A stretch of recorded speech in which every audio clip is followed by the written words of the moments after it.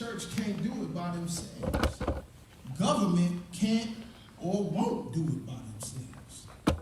We got to come together and save ourselves. You feel me on that? Yes, sir. See, we living in a day right now, man, where we can't be waiting on no mystery God. That's right. God is not going to float down and stop us from beating up our women. God is not going to float down and stop drugs from coming in our community. God is not going to float down. God interferes in our affairs through men and women. That's why you here. Because you're going to receive the message. You go back in your respective communities. You do something about it. Right. We come together. We band together as brothers and sisters. We go out together and do something about it. We all feeling the pain that's going on in this city. All of us. So, you all familiar with the brother that strangled the mother of his children and then strangled his children before setting their bodies on fire? Y'all heard about that, didn't y'all? Yes, sir. Do you know what type of deterioration has to go through a man's mind for him to choke the life out of his own baby? What's going on in our community? Y'all heard about the brother that set the sister on fire, burned her alive? I mean, she survived by Allah's grace, but damn, did y'all hear about that? Yes, sir. As the baby stood out in the cold and watched, you know how low and far you got to degenerate for you to do something like that? For you to conjure that idea up in your mind and not dismiss it? And actually bring it into manifest reality? What's going on with the black man in our community? What's going on? So, we got to do more. Calling the police is not the solution. By the time the police hear about that, it already happened. What we going to do about it? We got to go after our people. This is an S.O.S. This is a call of distress. This is for the people that call themselves woke. We got to come together, man. We got to dismiss these little philosophical differences and come together on what we believe, come together on what we have in common, put aside our little differences, and go after our people. That's right. What we got to do today. Can you feel me on that? Yes, sir. Let me hear you then. Y'all be clapping. This is the time that we living in today. We living in a time right now where we got to make the highway straight for our Lord. We in the desert right now. Honorable Elijah Muhammad referred to America as the wilderness of North America. Why he do that? Because there's wild animals out there. But they look like you and me. They look like human beings, but they got the mark of the beast in their forehead. They got the mark of the beast in their hands. Their deeds are continuously to do evil. Their thoughts are continuously to think on evil. We living in a day that right now where the people of God, we got to rally up. We got to come together. We can't make no excuse as to why we are not coming together.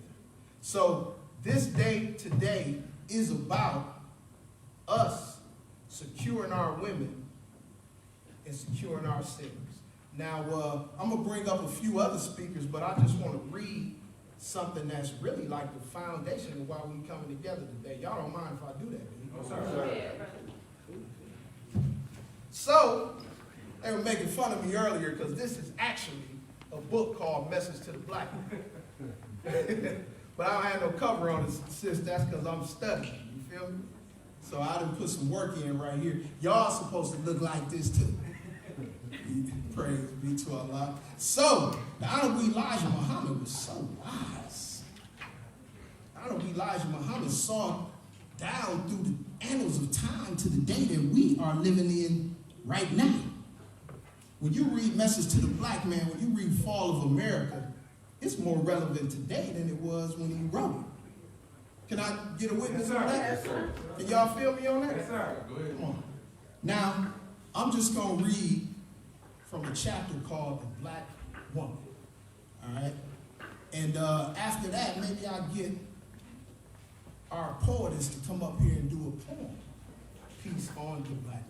Is that cool? Yes, sir. You all familiar with Sister Melissa Blue? Yes, sir. Praise be to Allah. Y'all give her a round of applause. So I'll bring her up, but I want to just lay it. This is the foundation of why we're here today. So the chapter is called The Black Woman, and it's in the book, The Message to the Black Man by the Most High.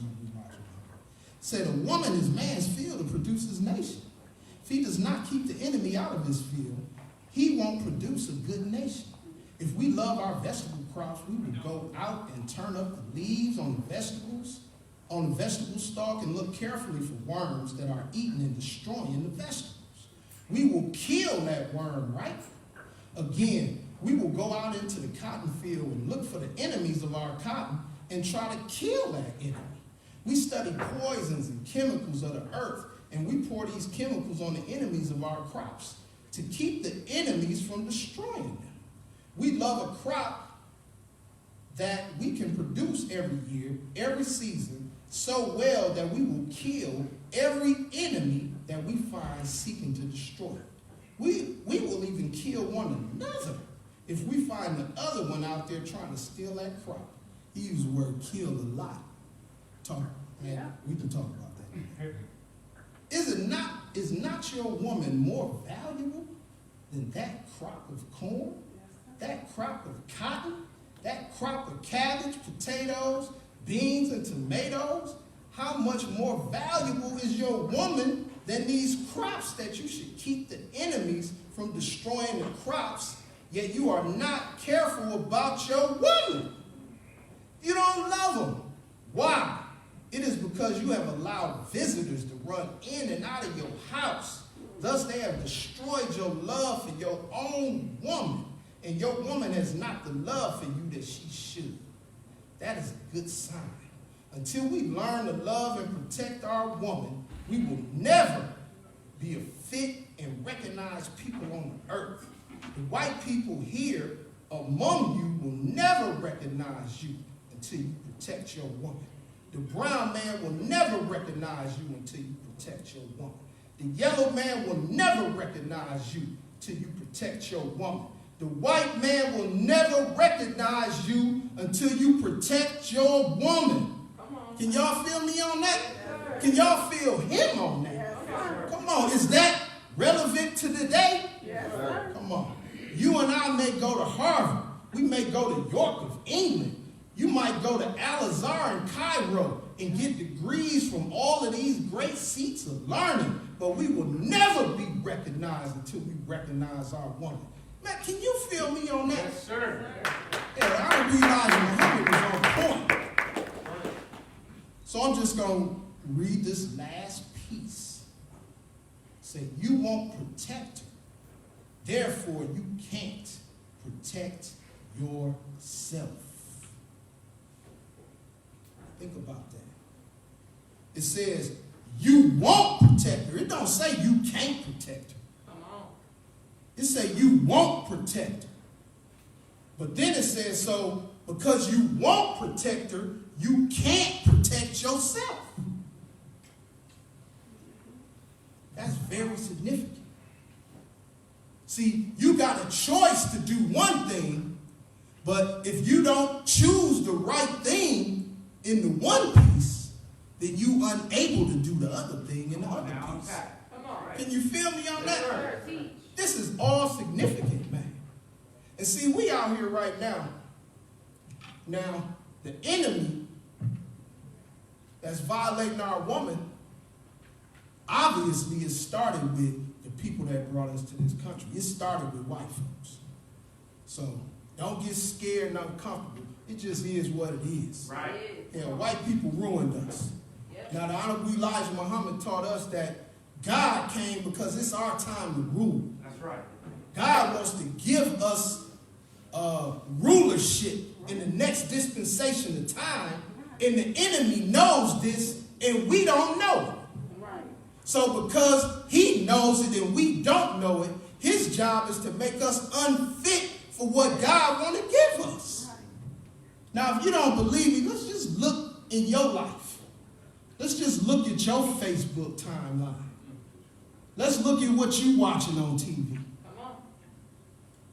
Let's look at how our women are portrayed and how you see them every day. What they wearing, what they doing. Are they twerking up and down your timeline? They teaching their babies to twerk up and down your timeline? Think about it. How is the white man portraying our women in our music? Our major artists, are they covered? Are they self-respecting women? No, and that's no knock on them. Because I get it. I'm a hip-hop artist myself. So I get how you can be drawn into the life of doing what you need to do to get money. I understand that. So I don't knock a poor person that does something and comes up without wisdom and raps about the wisdom that she knows or the wisdom that he knows. I never knock nobody about that. So I can't expect no stripper to be rapping about what the Honorable Minister Louis Farrakhan is talking about, because she don't know it. But what I can do is point out that it's spiritual wickedness in high places that raise these people up and put them out there to rap about ignorance, to keep that ignorance perpetuated in our community. Can you feel me? Yes, sir. Praise be to Allah. So, I just wanted to throw that out there just to lay a base off of why we here today. Y'all all right? Yes, sir. All right. Well, give me another round of applause just so I can know that y'all still here. Praise be to Allah. Is Sister Blue still in the building? Yes, sir. Praise be to Allah. So, now we talked about, hip-hop artists and poets and, but the Honorable Minister Louis Farrakhan got artists as well. You feel me? Now, he teaches us that we are the vanguard of the new world. And your creativity helps to shape the thinking and the mindset of those who are coming up after us. You feel me on that? You all like hip-hop? Y'all know Jay Electronica just dropped his new piece? All right. For those of you who don't know hip-hop, don't worry about it. But it's very significant to us, though, because for us to see a man who rocking the FOI uniform out there thrown out in the mainstream for the whole world to see it. That's right. Come on. See, because the enemy has been trying his hardest to make us seem like we crazy. Right. You feel me? And a lot of people are afraid to come near the Nation of Islam because the truth that we speak is so powerful that it makes other people uncomfortable.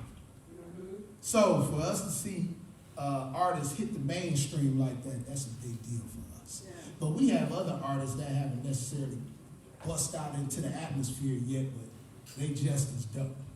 All right, and I'm about to bring one to the stage right now. Come on now. All right, so this lovely sister right here, her name is Melissa Blue. She's a very powerful spoken word artist in the city of Milwaukee, and I want you all to welcome her to the microphone with a healthy round of applause.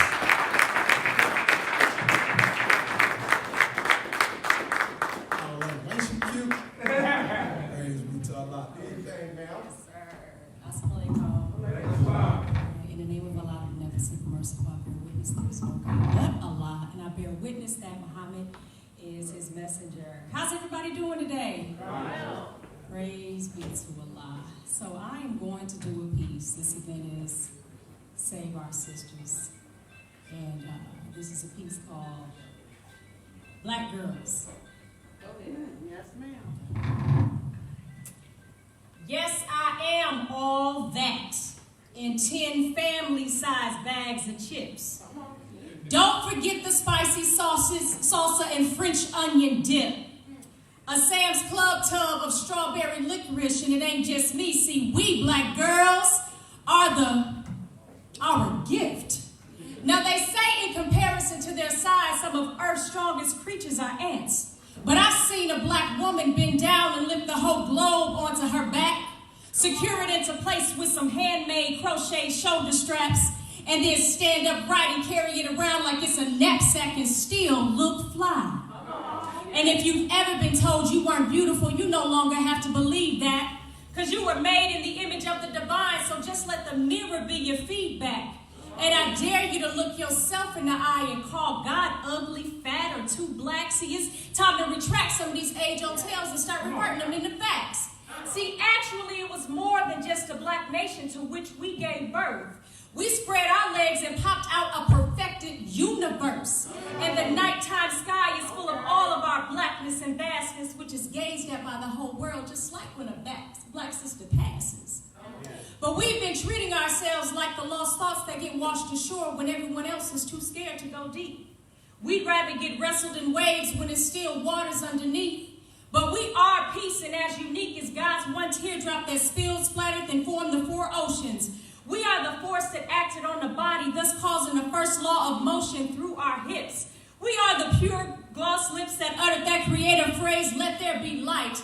We are the ancestral traces of feminine pioneers that chose to both love and fight. We are goddess in physical form, the functional fragments of Isis, Ma'at, Bastet, and Hathor. We built Ra's boat of 1,000,000 years and test sailed it through the underworld. Black girls, we are more than just the best thing since sliced bread. We are the entire organic flaxseed and whole wheat loaf. We were only divided into pieces for being too influential as a whole. We are the soul that breathed into dust, giving a heartbeat to dirt.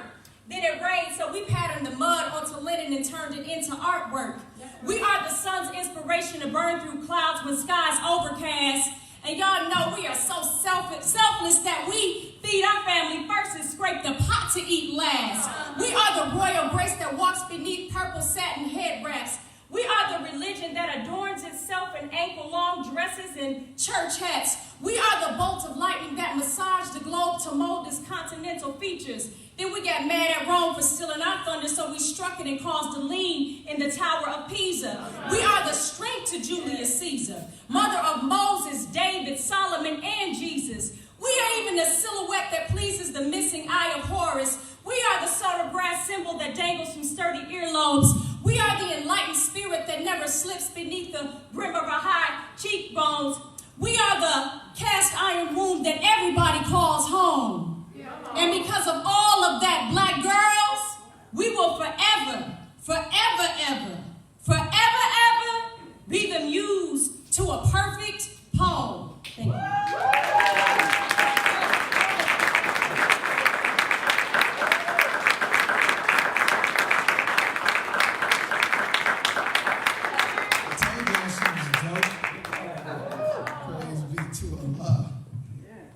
That's my wife too,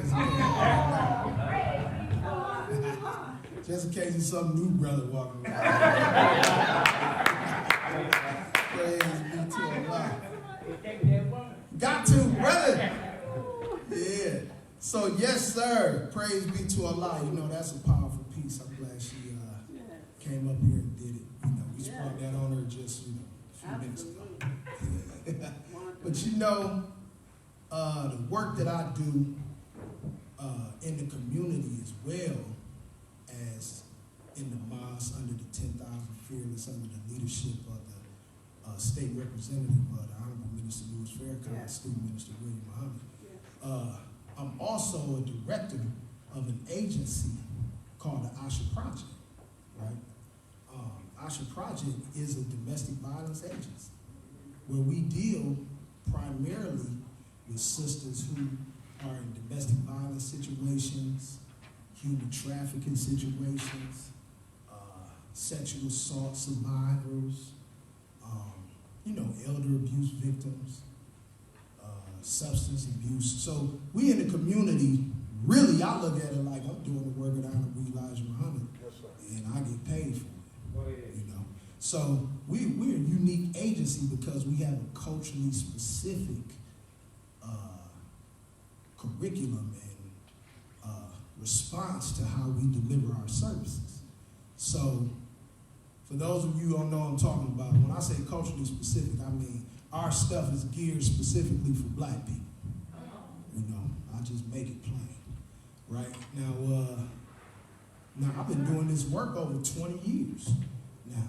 So, you know, when the rash of recent killings have been happening in the community, you know, the media outlets have been coming to me, you know, because they want me to give my take on what's going on with black men, you know, what's wrong with y'all, right? So, and it's funny too, because the field that I work in is primarily run by white feminists, women. Right? But whether they like it or not, I'm an expert in this field. You see what I'm saying? Which is funny to me, because I'm a straight up black Muslim. Everybody know Brother Sean represent Farrakhan. I walk through the door, Farrakhan walking through the door. I don't water it down to nothing, right? So whether they like it or not, I'm an expert in this field. And I ain't no expert either because of no damn college. I'm an expert because of the teachers of the most honorable Elijah Muhammad, right? So, you know, just being in the classroom of God, the first thing you learn is that you're the maker, the owner, the cream of the planet Earth. So it's only natural to me that I would rise to the top of my field, because that's what cream do. Y'all feel me on that? Yes, sir. This ain't me bragging or nothing. This is just me saying what it is. And I ain't had to compromise nothing. So yeah, you know, the media outlets had to come to me and give my take on it. Any of y'all see me on the news? Yes, sir. Y'all did? All praise is due to Allah.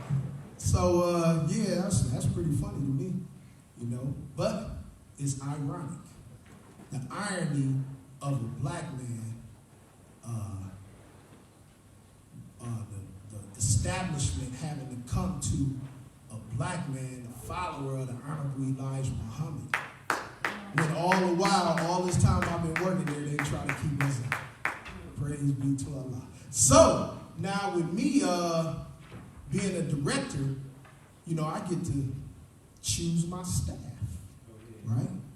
So, when I chose my staff, I chose people who would reflect me and would reflect a love for our people, right? Now, a lot of times you'll find in the domestic violence field, many of our sisters, when they're dealing with certain shelters, certain institutions, certain agencies, they don't feel welcome. They don't feel loved, right?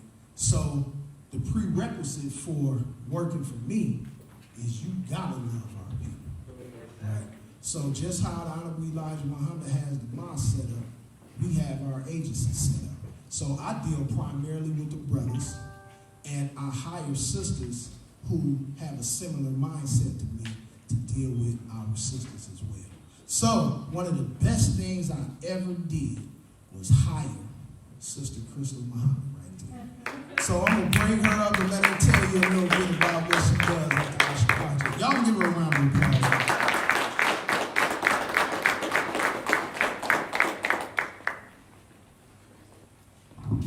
Most holy name of Allah, the beneficent, the merciful, I bear witness that there is no God but Allah, and I bear witness that Muhammad is his servant and messenger. I like to greet my beautiful family in the greeting words of peace and paradise. Assalamu alaikum.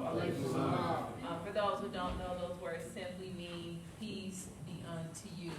I like to thank our dear brother, Brother Sean Muhammad, for that wonderful introduction, because you all may know me from being in the mosque and speaking at different events or just seeing me around.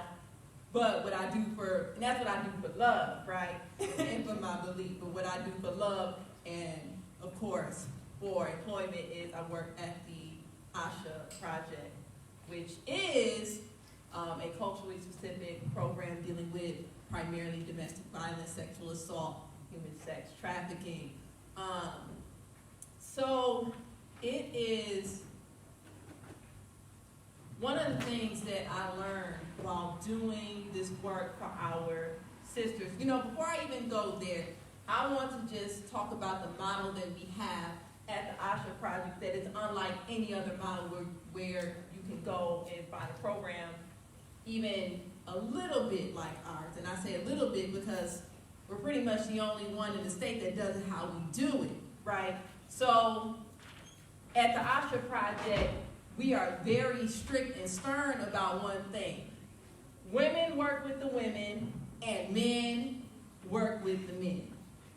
So if a man comes in and he needs treatment, whether it's batterer's treatment or he's the one being abused, I don't see him, I don't teach him that class, and I'm okay with that.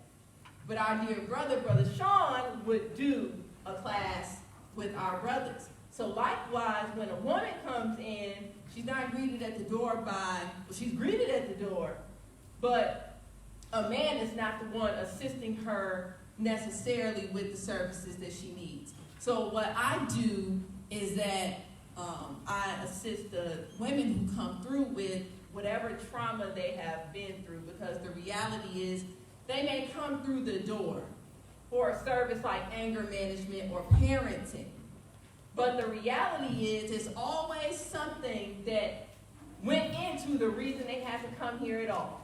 I have many sisters who may come in for the anger management class or the parenting class that may say, well, you know, I got arrested or I got in trouble because I got tired of that so-and-so hitting on me, so I fought back. Because the reality is our sisters are not viewed in mainstream programming as victims. Because when a black woman is dealing with abuse in her home, she typically is not cowering in a corner somewhere saying, please don't hit me.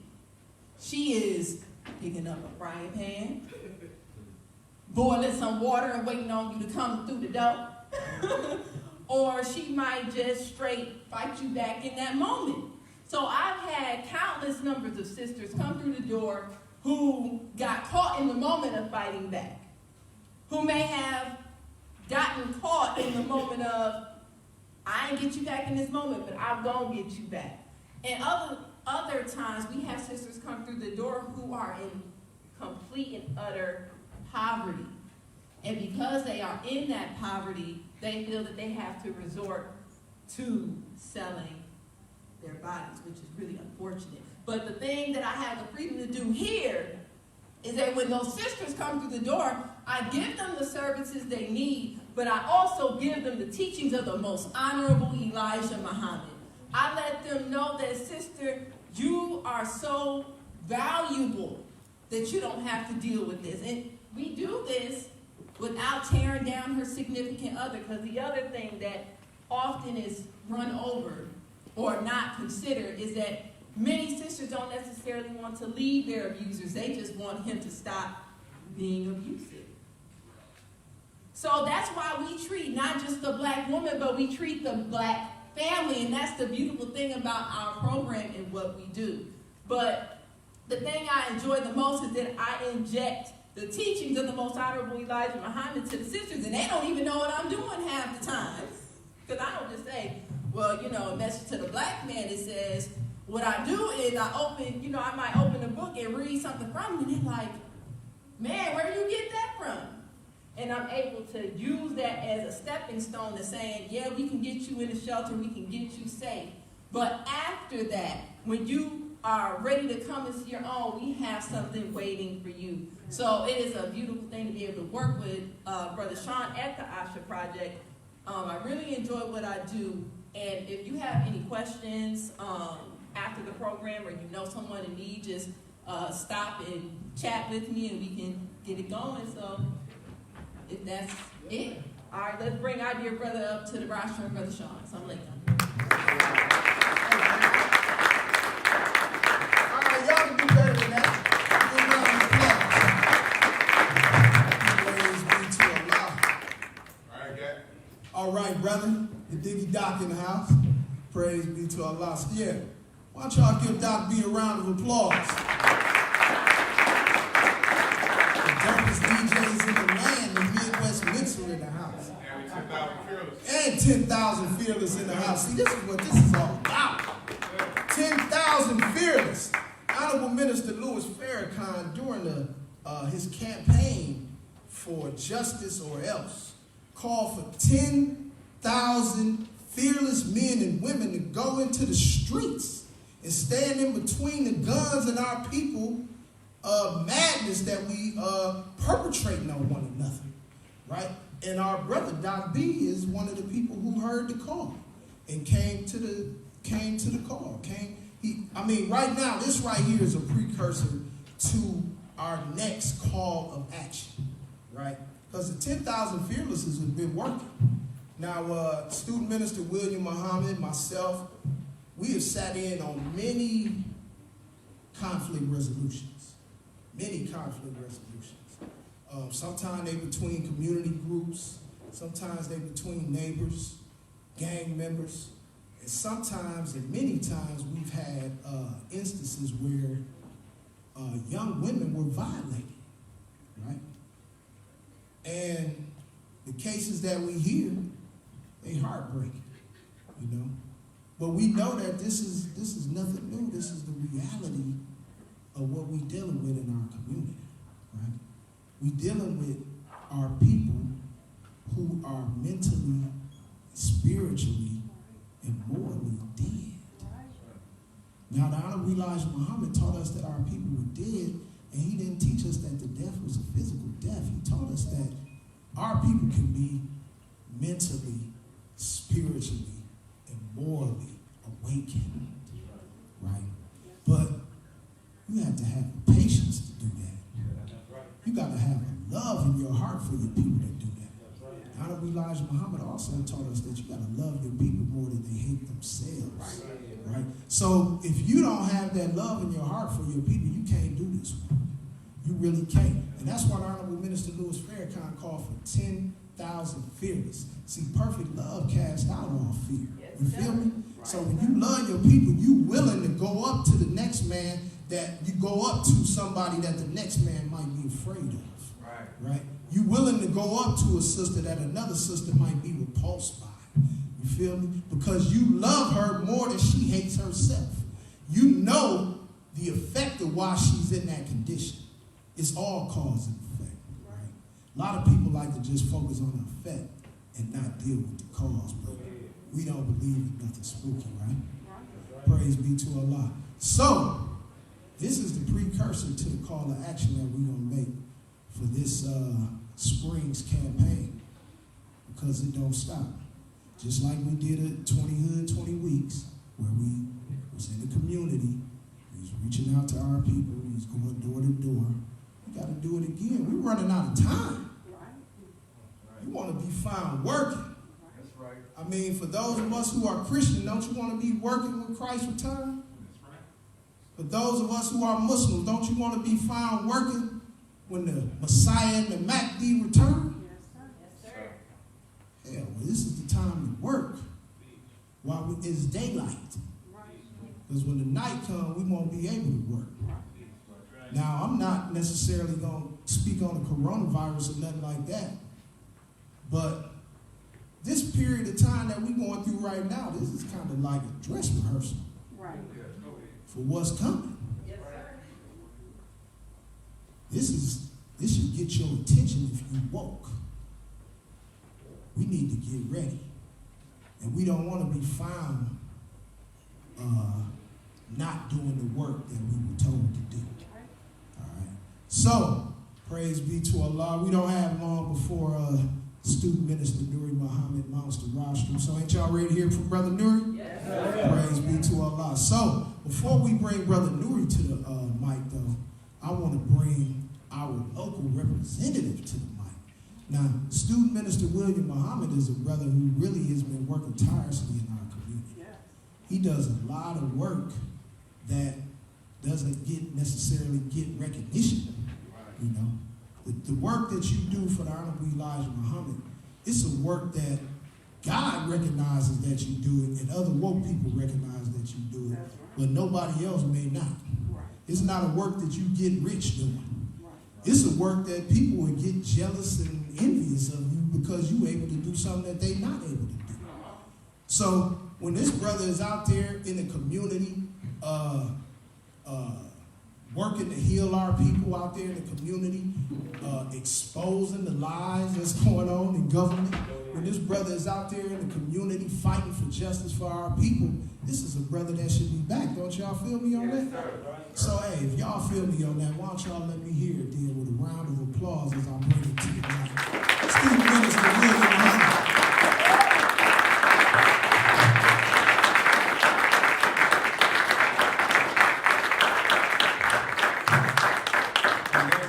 Beneficent and merciful, I bear witness that there is no God but Allah, who came in the person of Master Father Muhammad.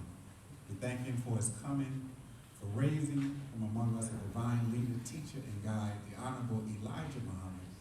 And we thank him for blessing us with the presence of a man who, if it were not for his representation, none of us would be here today.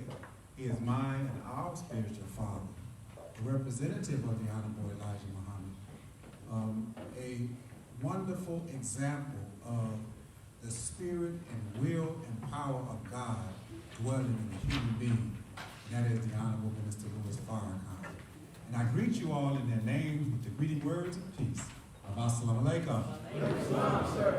I want to thank, please give Brother Sean a hand for the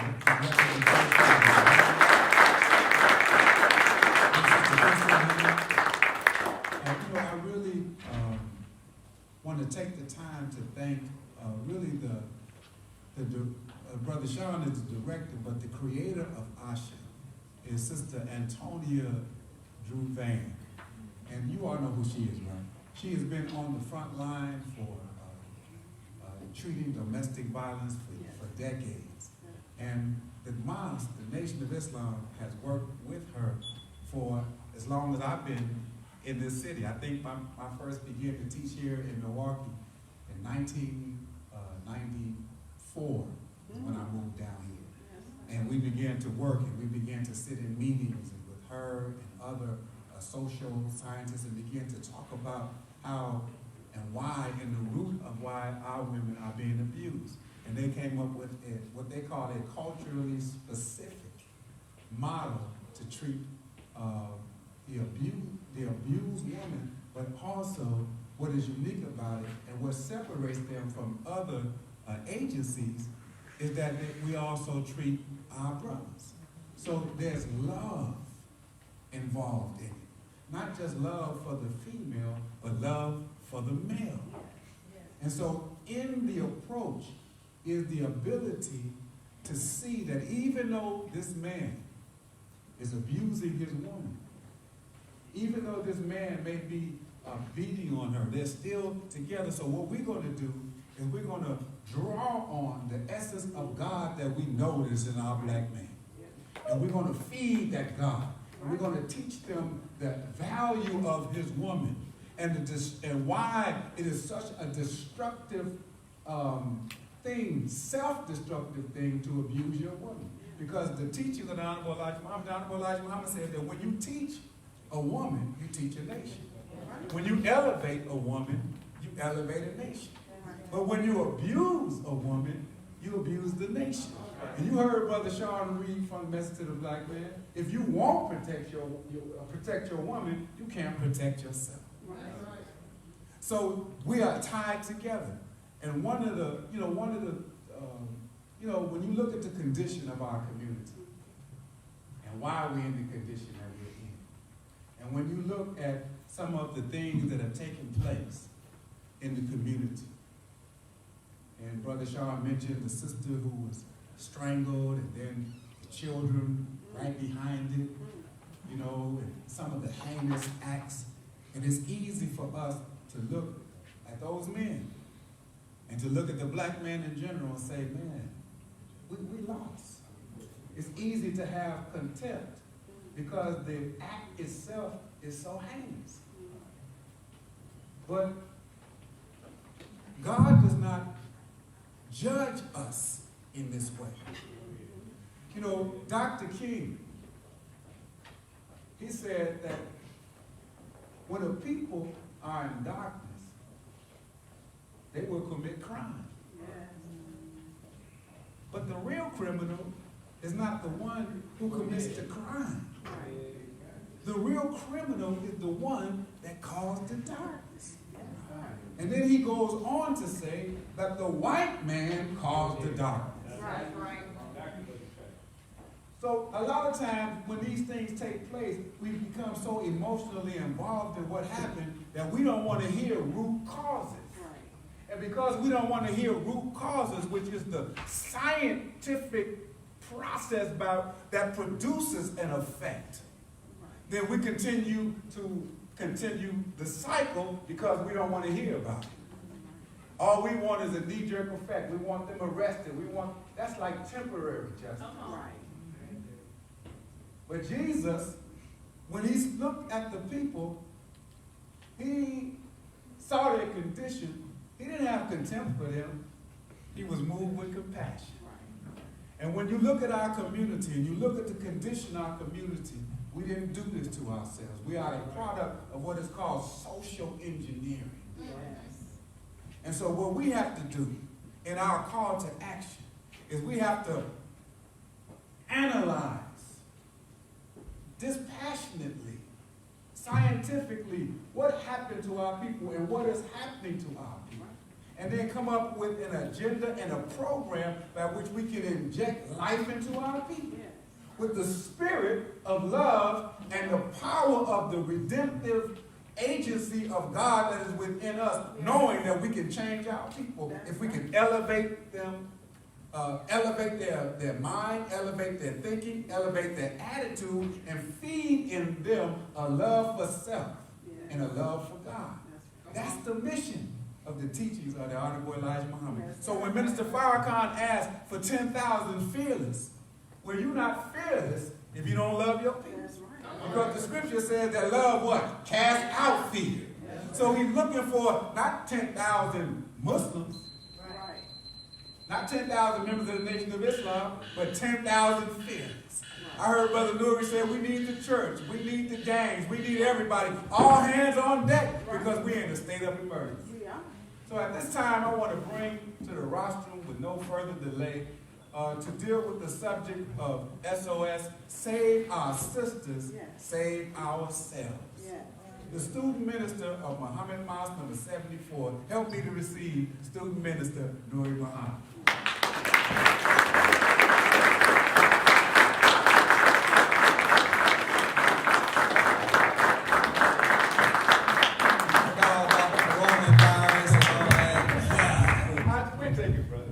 I'm getting ready to work on my kid and play.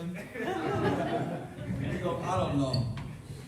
Assalamu alaikum. In the name of Allah, the Beneficent, the Merciful, I bear witness that irregardless to land, language, or label, creed, class, or color, race, religion, or ritual, that there is but one God.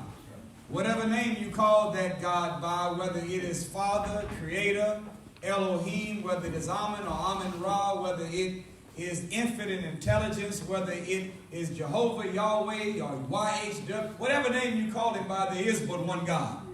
And we thank that one God for his messengers, his warners, and the prophets, and all of the revealed scripture that came from every last one of them. I am here before you today as a student, servant, and a soldier of the Honorable Minister Louis Farrakhan. And I am eternally grateful to Almighty God, Allah, as his student for the Master, Father Muhammad, that traveled 9,000 miles by himself from Saudi Arabia to the wilderness of North America to come and seek and save you and me, the people that were lost. We thank Allah that when he came, he raised up one from the midst of us by the name of the Honorable Elijah Muhammad, who becomes that material witness that verifies that you and me as black people, we in fact can become that proud, powerful, productive, and pious people we once were before we were kidnapped and Caucasianized and westernized by the white man. How do you know? Because the Honorable Elijah Muhammad only went to the 4th grade in the school. But he became so wise that he confounded all of the scholars of science and religion in the known world. How do you know that we can be back on top? Because the Honorable Elijah Muhammad only had a dime in his pocket when he met Master Fard Muhammad, but he built an $80 million empire.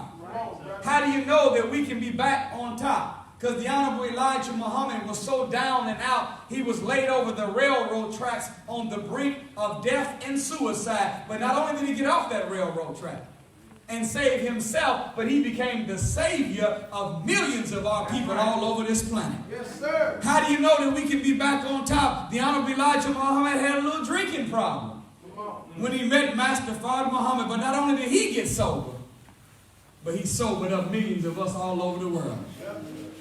The Honorable Elijah Muhammad said this about himself. He said that when Allah came and got me out of the junk pile, he took me out of that junk pile and he shined me up. But he didn't shine me up and then take me with him. He put me back on top of the pile so that the rest of the pieces of junk in the pile would know that if I shine, then they can shine. If they put their life in the same hands that I put my life. Well, the good news is that we are the other pieces of junk that are in that junk pile. Yes, sir. And the better news is that if he can shine, we can shine too. We thank Allah for the most honorable Elijah Muhammad. All praise to Allah. And we wouldn't be talking about those two nor any of the other great ones in the past were it not for this special man that has been anointed for us in this modern dispensation of time. He is without a shadow of a doubt a divine leader, teacher, and guide for you and me.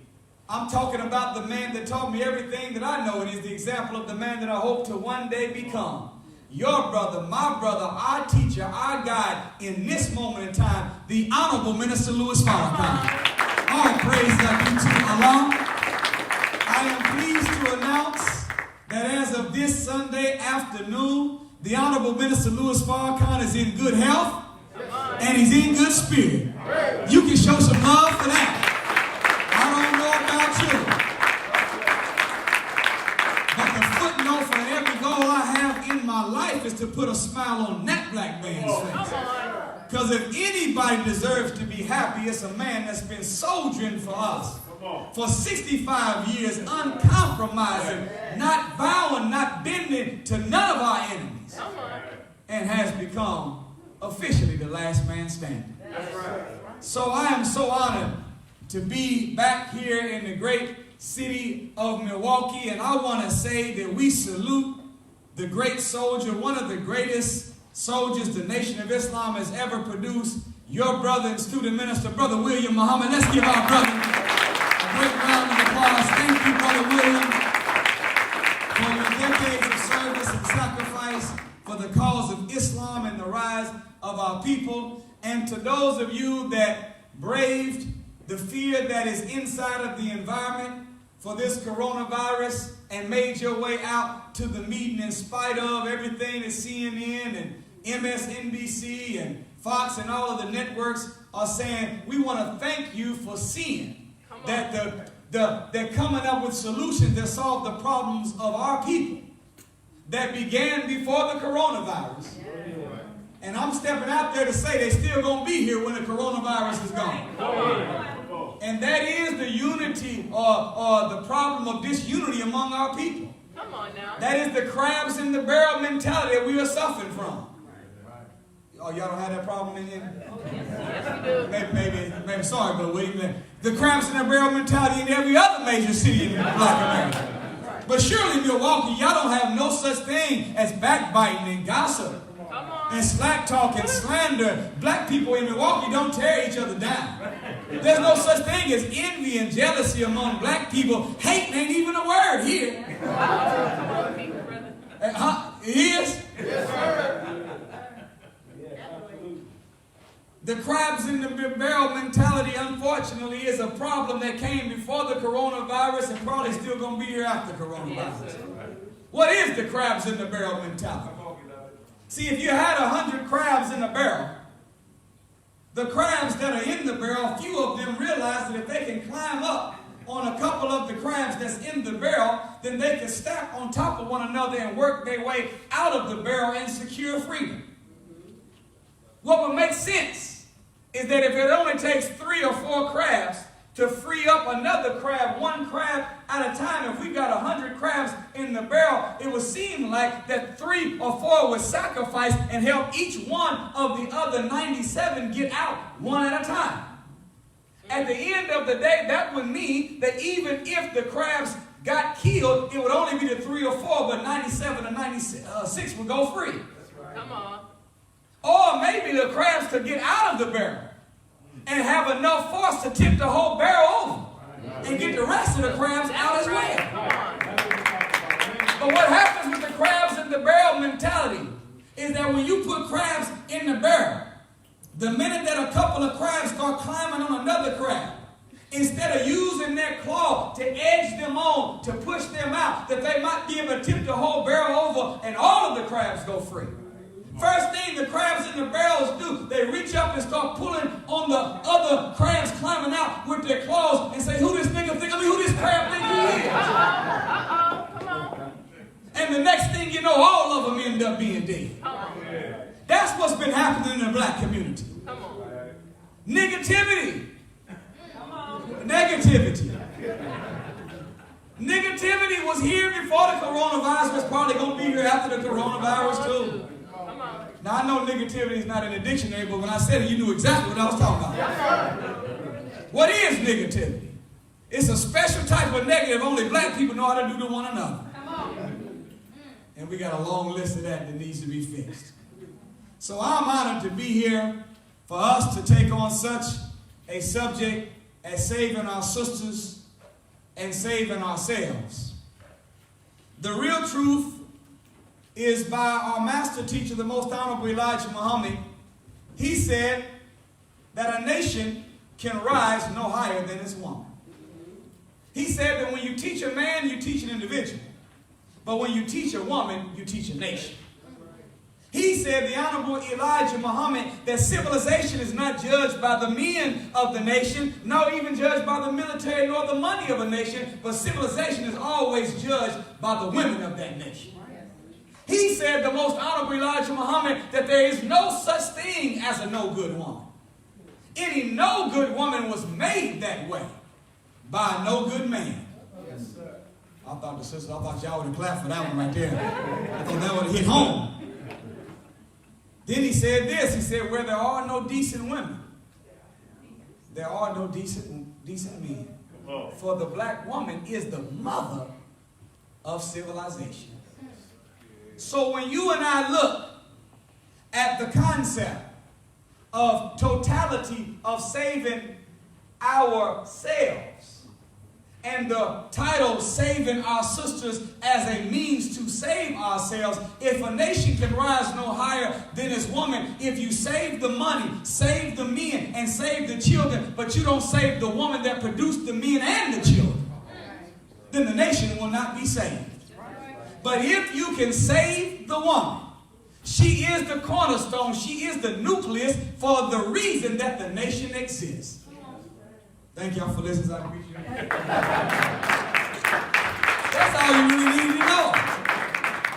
And I wanted to say this, that these truths that God revealed to the most honorable Elijah Muhammad about the matchless value of the black woman have to become laws, rules, and axioms that govern not only black women's mind, but black girls' and black men's mind. In fact, what you heard me say from the Honorable Elijah Muhammad about the beauty of the value of the black woman should become an affirmation. You know what affirmations are, right? Yes, sir. You know, the white man always figured out a way to repackage stuff and resell it to you after God already revealed it before, or gave it to a black man or woman, and then they try to repackage it like it's theirs. So in the world right now, you hear everybody talking about meditation. The Holy Quran mentioned meditation 1,400 years ago. Come on. Did you hear me? Yes, sir. But it's not the white man form of meditation. Yes, sir. In the Holy Quran, it says, and meditate on the Holy Quran. See, in this world, they'll tell you when you meditate, you want to just sit still and let your mind go blank, see nothing. and just think about nothingness. Well, wait a minute. Didn't Solomon say the wisest man in the Bible, as a man thinketh in his heart, so is he? So why do I want to practice thinking about nothing?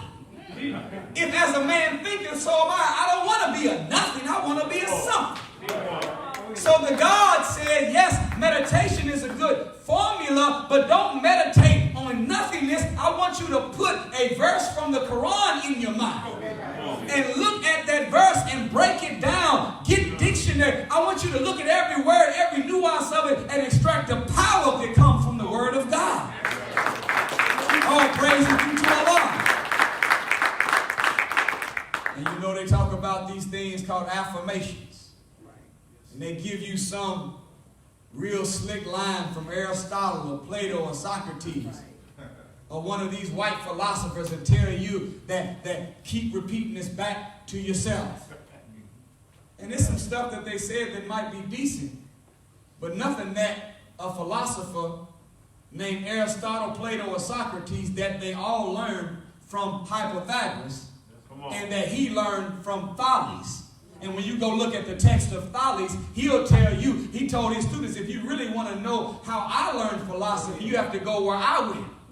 And that is into Egypt, into the mystery schools, and learn from the black men that taught me. So the philosophers of this world represent inferior affirmations that should be recited to help check the mind. The highest form of affirmations that should be recited were formulated in the mind of God and revealed through the messengers of God. However, every messenger of God that has been raised by God was raised with a universal message and a contemporary message. The universal message means some things that they said will work regardless to space or time. But a lot of what they said is contemporary, means that it was specific for that moment in time, for the people that they were raised among. Well, if in that case we have a man named Elijah Muhammad, I want you to know this today, brothers and sisters. The Honorable Elijah Muhammad is our messenger of God. The same way you read about Job and Noah and Solomon and Moses of yesterday, he's our messenger of God. So when he brings a message that is universal and is contemporary, he's given us a message that is a specific prescription for us. Right. Y'all all right? Yes, sir. So anything you want to make an affirmation, make it what he said. And we're going to be a lot better off. Now, I don't know if in Milwaukee we have the same problem, but in every major city that we have visited in, we have found that in the hood, hold on, ain't that the y'all call the black community the hood? Y'all call it? Let me check. It's called the hood too. Have you ever wondered why we call it the hood? Go ahead, bro. But the real word is neighborhood. You know why we call it the hood and not the neighborhood? It's because the concept and function of neighbor is missing. Back in the day, do I have any OGs that were teenagers in the 70s? Got any triple OGs that was teenagers in the 50s and the 60s? I got a couple. Now you knew back in your day, whenever we had not a hood but a neighborhood, anybody will whoop your behind. Is that the truth? Yes, sir. Or celebrate your accomplishments, that's the other side of it. But let you be found cussing. Come on. Outside Miss Maybelline's house. Miss Maybelline will crack that top window and look out there. Hey, yeah, you right there. Ain't you Junie's boy? And Miss Maybelline will come down there in them pink furry slip-ons and that one piece with the zipper that went all the way down. Come on now. That house coat with the zipper all the way down. And she'll come out there and whoop your behind. And then drag you back to your mama's house. Right. And ring the doorbell, knock on the door, and say, yeah, Junie, I caught your boy out there using some of the most foul language at her, and I whooped his behind. She wouldn't have called 911 on Miss Maybelline. She wouldn't have took her earrings off ready to fight Miss Maybelline. Mama Junie would have thanked Miss Maybelline. Brought the boy in the house and whooped his behind twice. One time for out there cussing, and the second time for embarrassing her in front of Miss Maybelline. That's a community. That's a neighborhood. Do you know, dear sisters and brothers of Milwaukee, before we were kidnapped and Caucasianized and Westernized, we had certain axioms that we used to govern ourselves?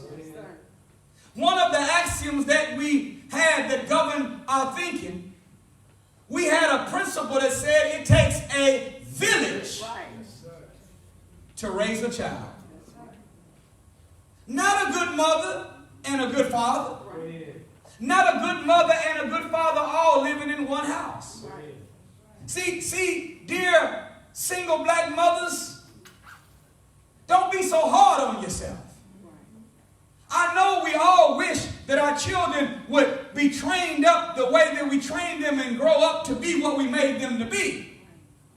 And a real mother and father does not want their children to be like them. A real mother and father wants their children to be better than them. Is that right? But sometimes, black woman, you're a little too hard on yourself. You are judging yourself as failing in the function of parenting because somehow or another the child got derailed and taken off the track that you put them on, and you feel like as a mother I should have been strong enough to keep them on the track, and you feel like a failure. But dear black mother, dear good black father, it takes more than just a good mother and a good father to raise a child. It takes a whole village to raise a child. That means that when it comes to turn a prince into a king or a princess into a queen, to turn a child into a man and a man into a god, or a little girl into a woman and a woman into a god, it takes more than just mama and daddy and grandmama and uncle and auntie. It takes cousins. It takes teachers. It takes doctors. It takes engineers. It takes all hands on deck in order for our children to be what they're supposed to be. That's why all praise is due to Allah. That's why the most honorable Elijah Muhammad, such a master teacher, he told us in the nation, and some of y'all that was the OGs and triple OGs, you remember, there was a time whenever black people didn't kill each other like we do right now.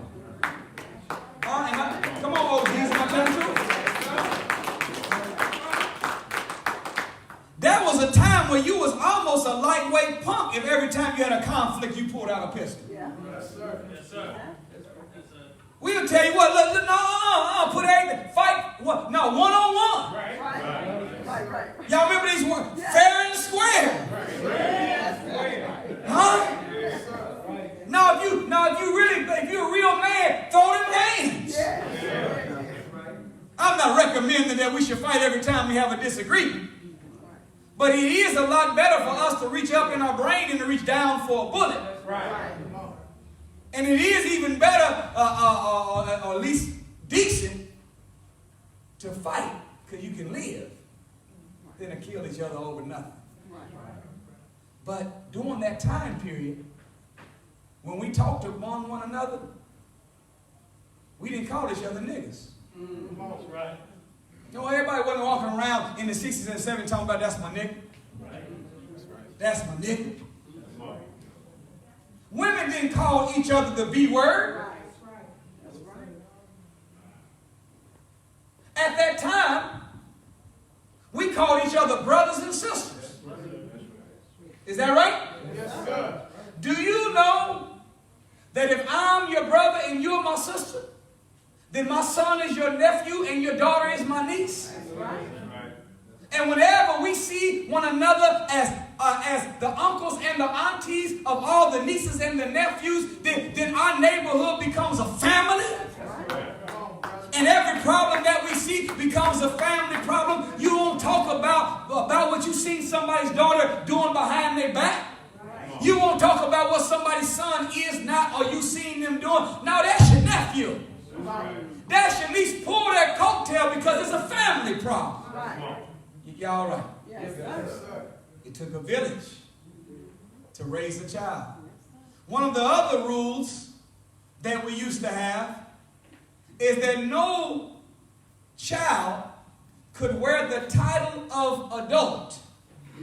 Boys were not called men and girls were not called women unless they had successfully made it through a rites of passage.